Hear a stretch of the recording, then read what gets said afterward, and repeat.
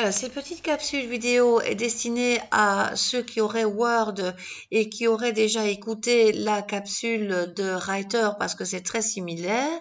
Et il y a une petite subtilité, une différence dans Word concernant éventuellement le fait que quand on tape ici la touche tabulation, quand on a fait quelque chose. Bon, ici, il ne s'est pas reproduit curieusement dans mon traitement de texte, mais ça peut arriver que cela arrive dans votre version à vous. Donc, il se passe que si jamais vous avez un retrait de première ligne à la place, ça peut arriver, ça, que vous n'avez pas ce symbole de tabulation. Donc, vous auriez ça en ayant tapé la tabulation. Ça, c'est un problème parce qu'il y a ce qu'on appelle une correction automatique lors de la frappe dans certains traitements de texte, certaines versions de Word. Donc, je vais le montrer ici. Vous iriez en fait, pour corriger ça, vous iriez dans Fichier Options et dans Vérification, dans les options de correction automatique. Là-dedans, en fait, bon, d'abord, il y a plein de choses intéressantes à savoir ici, hein. Tout ce qui est bizarre qui arrive dans Word correspond en fait à des choses qui seraient peut-être cochées ici, comme les guillemets, les fractions, etc. Ça, je ne vais pas m'appesantir là-dessus.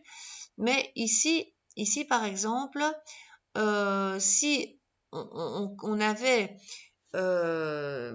on était gêné par le fait que ça devient un retrait de première ligne ou un retrait gauche quand on appuie sur la touche tabulation, eh bien c'est à cause de cette case à cocher. Donc, veillez à ce que ça soit décoché pour que votre tabulation fasse vraiment ce que vous voulez. Bon, après tout, on voit si ça vous convient ou pas, mais en tout cas, ce qu'il faut, c'est avoir la tabulation qui fonctionne comme on le souhaite quand on a appuyé sur la touche comme ça.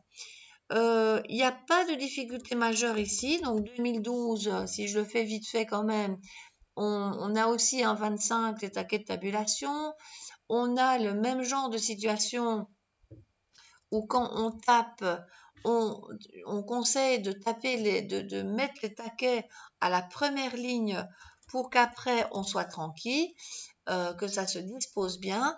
Et comme pour dans Writer, il suffit de faire un double-cliquer sur le taquet et on a tout de suite la bonne zone. Tant qu'à faire, j'en profite pour montrer comment alors on définit les points de suite, parce que du coup, on aura par exemple pour le 5 cm, on met des points de suite, par exemple. Alors, on doit faire définir. C'est pas là, il ne retient pas. C'est comme dans OnlyOffice. Il faut qu'il retienne avec définir. Et alors, le 11-25, eh bien, on lui mettrait, par exemple, une ligne continue qui apparemment, il n'y a pas ici, on dirait. Ah oui, il y a.